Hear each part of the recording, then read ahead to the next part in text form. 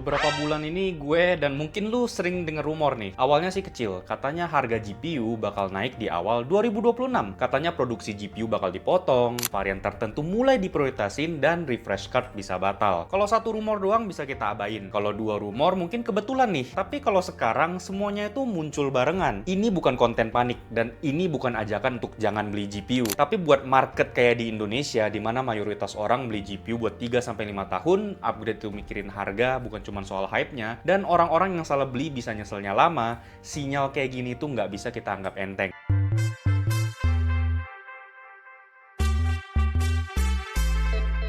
Coba deh perhatiin pola akhir-akhir ini. Banyak produk diumumin, kayak laptop, GPU, dan hardware baru kayak Steam Machine. Tapi untuk harganya belum jelas sampai sekarang atau belum diumumin sama sekali. Dan itu aneh, karena biasanya perusahaan udah punya range harga jauh-jauh hari. Kalau sekarang mereka itu nahan, menurut gua sih, karena mereka sendiri belum yakin mau jual di angka berapa. Nah, dibalik semua ini ada satu benang merah, yang memori, DDR, GDDR, komponen yang sama bisa dipakai buat GPU, dipakai buat AI, dan bisa dipakai buat data center. Jadi semuanya ini rebutan supply yang sama. Karena realita kondisi pasar saat ini, itu stoknya seret, harganya naik, dan ketersediaannya jadi kacau. Dan di dunia hardware, itu kemungkinan tanda satu hal. Produk ini bakal pelan-pelan disingkirkan. Dan menurut gue ini nggak akan berhenti di satu model doang. Karena mulai muncul sinyal varian 16GB kelas menengah mulai ditekan, supply-nya dikurangin, dan yang tersisa katanya hanya produk yang lebih mahal. Jadi kondisi saat ini itu mungkin GPU Nvidia termurah dengan 16GB VRAM bisa tembus harga yang nggak masuk akal. Dan menurut gue itu masalah, karena 8GB di zaman sekarang itu memang bisa jalan, tapi napasnya lebih pendek. Sedangkan 16GB itu zona aman buat sekarang. GPU kelas menengah itu tulang punggung market. Kalau opsi aman ini dipersempit, user bisa dipaksa untuk milih GPU baru tapi cepat mentok,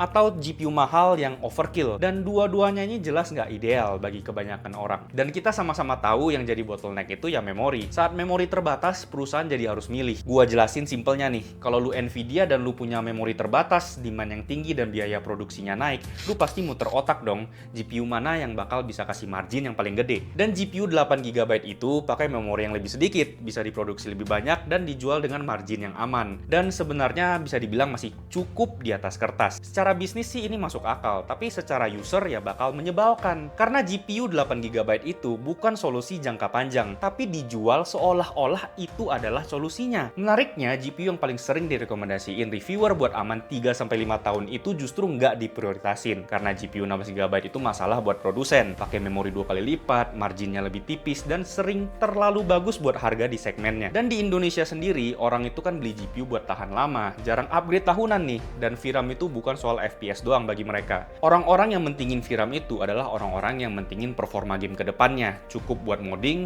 texture pack-nya high resolution, mereka pakai buat multitasking, dan mereka juga peduli sama yang namanya umur pakai.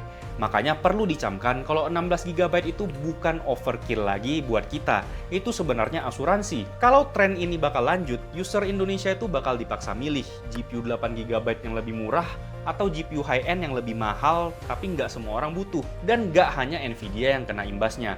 AMD juga kena isu memori nih, harganya naik pelan-pelan, dan secara historis sering ikut arus market. Nah, sedangkan Intel itu punya potensi, tapi supply dan timingnya juga belum jelas. Berarti nggak ada penyelamat instan untuk kondisi ini. Satu-satunya yang bisa nyelesain ini kalau kebutuhan memori AI udah cukup dan supply-nya balik normal. Tapi apakah itu realistis? AI kan juga butuh memori yang sangat-sangat besar nih. Ini bukan kiamat GPU, kita cuman lagi kena imbas fase market yang keras, dan fase ini bikin keputusan emosional itu jadi mahal banget. Kalau hardware lu masih cukup, bertahan itu bukan kalah, itu sebenarnya cerdas, Pak. Dan kalau lu memang tetap mau beli GPU tahun ini, lu pahami dulu komprominya nih. Jangan kejar nama doang, ya kejarlah use case lu sendiri. 2026 itu bukan tahunnya rakit PC baru sepertinya. Tahun ini adalah tahun bertahan brand komponen dan juga kita yang berencana mau upgrade nih. Menurut lu kapan supply memori yang seret ini bakal kelar? Coba kasih tahu pendapat kalian di komen, dan kalau lu suka video yang bahas seputar PC, jangan lupa like, subscribe, dan nyalain lonceng notifikasi. Gue Nathanael dari BMA Tech Info, dan seperti biasa kita ketemu lagi di video berikutnya.